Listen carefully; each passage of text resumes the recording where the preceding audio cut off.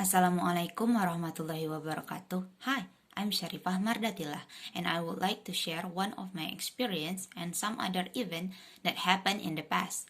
In the first story is when my leg got stuck in a motorcycle chain. When I'm still in third grade in elementary school, me and my neighbors are in the same school. In the morning, we usually goes to school separately. She goes by public transportation while I goes with my parent. But to go home, we always use the same ojek service. We had designated the driver that we call Auntie Neng. She usually the one that drove us home. Until one day, that day is Friday, November 5th, 2010, around 12 p.m. As usual, Auntie Neng picked us up and drove us home. But in the middle of our way, I suddenly screamed. Auntie Neng immediately stopped the motorcycle and quickly checked on me. And apparently, my leg got stuck in the motorcycle chain. She immediately screamed for help to get my leg out. Luckily, four people kind enough to help us out. After carefully releasing my leg from the motorcycle chain, they quickly took me to the hospital. After I arrived in the hospital, the nurse took a quick look of my wound and said that I need to get the wound stitched. They first inject me with anesthetic, and after I faint from the anesthetic, they started to treat my wound.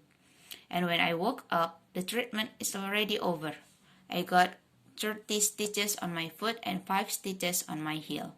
Apparently, the reason my leg got stuck in the motorcycle chain is because I goofing around with my neighbor on the motorcycle. After that incident, I became more careful whenever I ride motorcycle.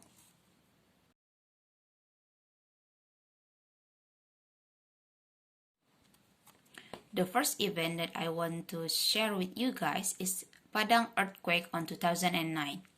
The 2009 West Sumatra earthquake occurred with a magnitude of 7.6 on Richter scale off the coast of the West Sumatra at September 30, 2009. The earthquake occurred on the coast of Sumatra, about 50 km northwest from Padang city. The earthquake caused severe damage in several areas in West Sumatra.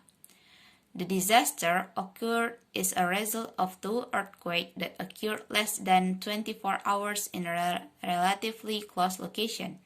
On Wednesday, September 30th, there was an earthquake measuring 7.6 on the Richter scale, with an epicenter 57 km southwest of Kota Pariaman, at a depth of 71 km. On Thursday, October 1st, there was another second earthquake with a magnitude of 6.8 on the Richter scale. This time centered 46 km southwest of Sungai Penuh, with a depth of 24 km. After these two earthquakes, there was a series of weaker aftershocks. The tremors of the first earthquake were reported to be strong through West Sumatra, especially on the coast. According to the data, 1,117 people died as a result of this earthquake spread across 3 cities and 4 regencies in West Sumatra. 1,214 people were seriously injured. 1,688 people were lightly injured and 1 person was missing, while 135,448 houses were heavily damaged, 65,380 houses were moderately damaged, and 78,604 houses were slightly damaged.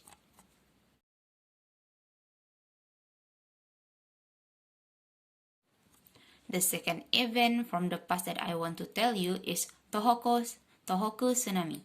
On March 11, 2011, a big disaster hit Japan. An earthquake of magnitude 9.0 shook the Tohoku region and caused a tsunami, which resulted in severe damage of thousands of people died or lost. The earthquake occurred around 2 p.m. local time. The epicenter was 130 kilometers east of Sendai City, Miyagi Prefecture, at a depth of 30 kilometers below the Pacific Ocean. After the earthquake shook, waves as high as 10 meters hit the coast and parts of the city of Sendai, flooded the airport and surrounding settlement. According to some reports, the sea wave entered the land as far as 10 kilometers and caused the Notori River to overflow. The tsunami wave that hit the coast damaged Iwate Prefecture, the north of Miyagi Prefecture, as well as Fukushima, Ibaraki, and Chiba Prefecture along the Pacific coast south of Miyagi. Even the water returned the sea, the rubble of the building was dragged along with thousands of victims who were trapped in the flood. The vast expanse of land suddenly disappeared under the sea water. 2 weeks after disaster, the Japanese government announced that the death toll had reached 10,000 and 1.5 times that number were reported missing or presumed dead. The search for the dead and missing continues, and it was announced that a total of 28,500 people have died. As time went on, the missing people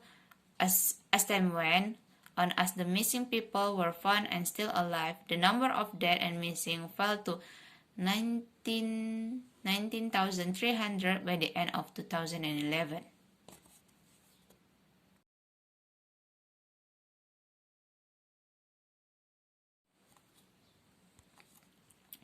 The third event that happened in the past that I want to tell you guys is Krakatau.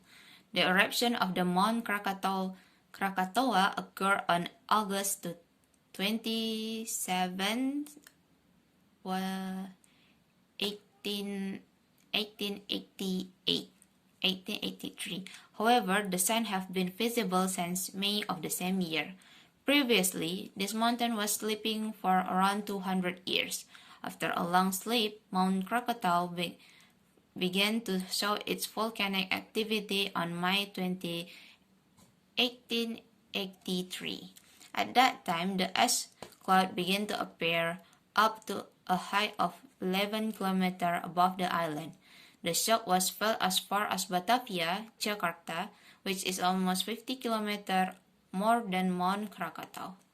Mount Krakatoa began to erupt on August 26, 1883. When it erupted, the ash cloud soared to the height of 35 kilometers.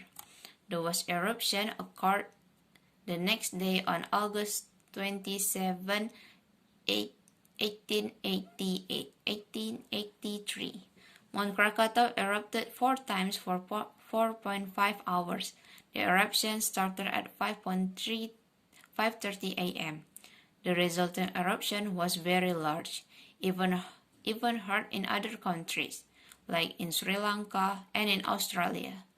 The last eruption was recorded as the strongest eruption, which occurred at 10:02 a.m. Its power even exceeded the atomic bomb that was dropped on Hiroshima.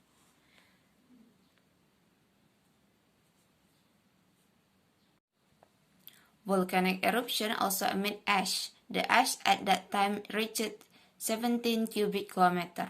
Not only in Indonesia, the ash is spread to almost all parts of the world. Because of the amount of ash that was released, the sun was not visible for 3 days around the mountain, due to the being covered in the ash. After the violent eruption, Mount Krakatoa calmed down and once again slept.